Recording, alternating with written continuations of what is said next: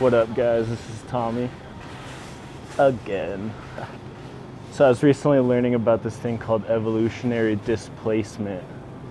I just started thinking about that because I'm in the grocery store.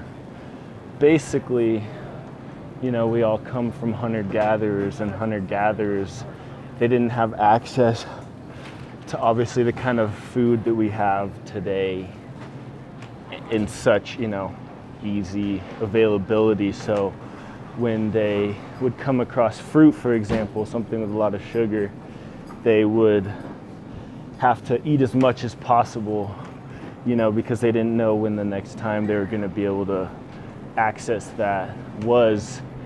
So that's why obesity is such a prevalent problem. Our evolutionary brain, when we walk into a grocery store, for example, these days is telling us, eat as much as possible.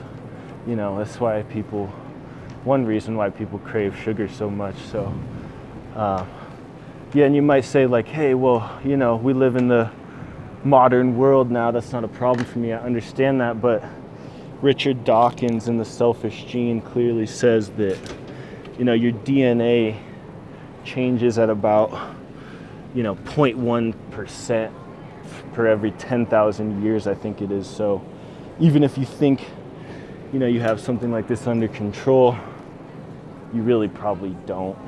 I mean, I'm just saying, so I call it being the bitch of your brain. I think Ty Lopez calls it the voice of 10,000 generations. So that's why it's important, to buy healthy food and not give in to the cravings that you feel when you walk into the grocery store, because our, innate selfish gene, if you will, is telling us to take advantage of every second of or whatever food we have available to us at the time. But obviously that is quite different these days. I can walk into the grocery store and buy whatever I want. I'm buying some beef right now.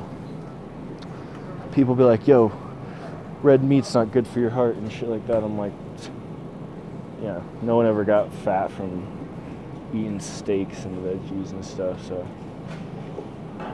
that's what it is, man. Don't be the bitch of your brain.